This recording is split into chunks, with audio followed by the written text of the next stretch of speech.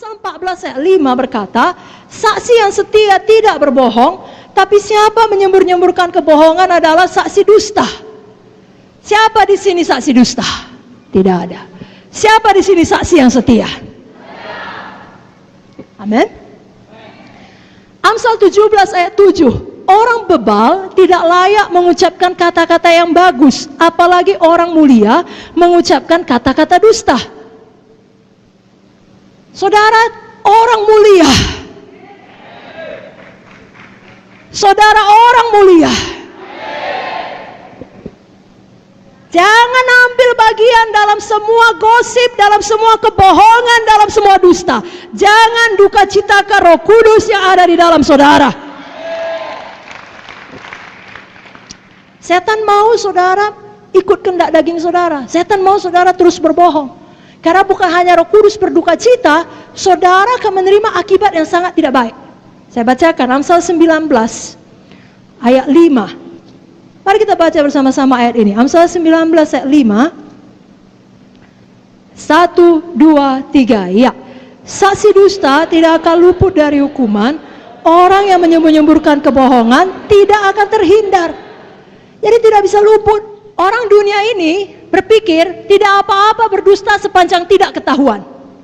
Tapi Alkitab mengajarkan, walaupun tidak ketahuan oleh orang yang bersangkutan, oleh bos, oleh pemimpin, oleh keluarga, oleh siapalah yang bersangkutan, tapi Tuhan tahu dan tidak bisa luput dari hukuman.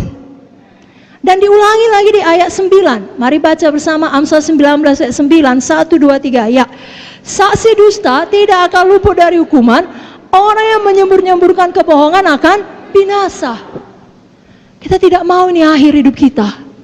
Kita mau berkemenangan. Amin, saudaraku. Itu sebabnya pada malam ini kalau Roh Kudus bicara, jangan keraskan hati. Jangan duka citakan Roh Kudus. Yang artinya saudara keraskan hati, saudara pilih, tidak, aku mau bohong. Apapun dibilang aku bohong. Aku kekurangan. Mesti kuambil sebagian dari persembahan KKS ini. Aku akan bohong dalam laporanku, misalnya. Atau apa sajalah. Roh Kudus bilang jangan. Ada jalannya diberkati. Jalan terang, jalan kejujuran. Saudara keraskan hati. Tidak, aku tidak mau. Aku mau bohong. Saudaraku, itu hidup di dalam gelap. Artinya saudara memilih untuk hidup tidak lurus, tidak jujur, sembunyi-sembunyi. Saudara memilih untuk hidup belat-belit.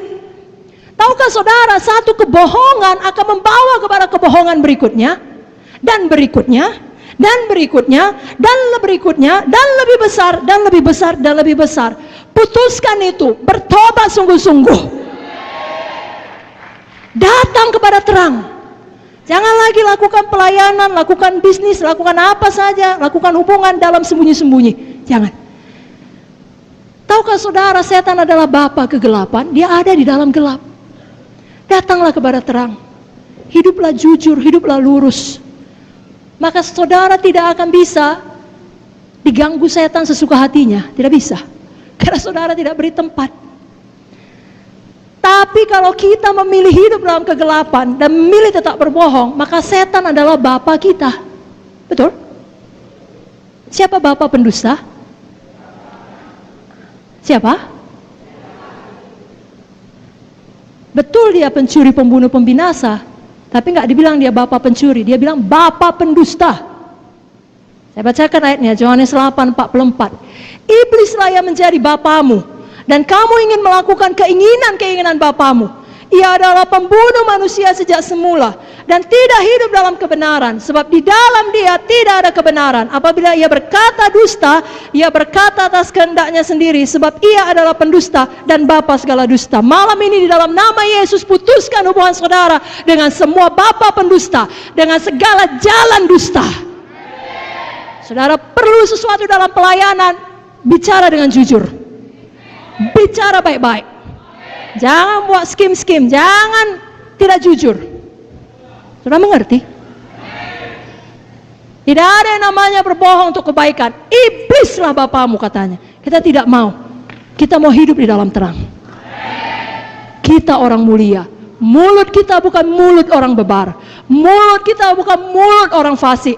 Mulut kita adalah mulut orang benar, orang mulia.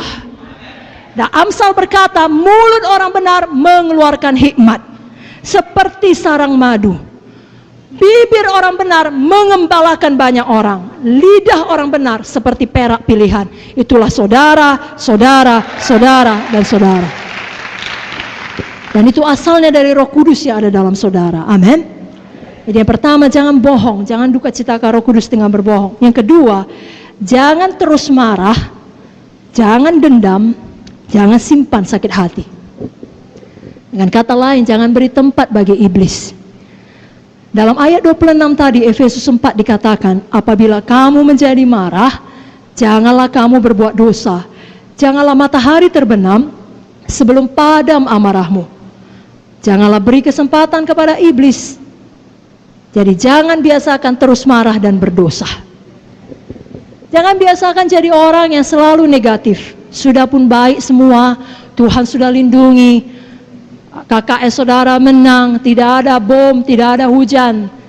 Ya, tapi kemudian tidak ada jiwa baru. Itu memang tidak baik ya. Itu memang hal yang kurang baik. Lalu saudara marah-marah. Atau katakanlah ada jiwa baru, semua hadir kecuali satu orang. Lalu saudara marah. Semua yang hadir saudara marahi, bukan dia yang salah. Saudara mengerti? Jangan jadi orang demikian. Jangan jadi pemimpin yang demikian. Justru semua buruk pun saudara bisa melihat kebaikan Tuhan. Karena saudara tahu saya masih hidup. Saya belum dipanggil Tuhan, tandanya ada yang baik menanti saya di depan. Ada yang baik yang harus saya kerjakan. Walau semua ini kacau, saya belum pulang ke sorga, berarti ada kebaikan Tuhan. Begitu. Tapi kalau selalu melihat ini salah, itu kurang, ini tidak baik, pemarah.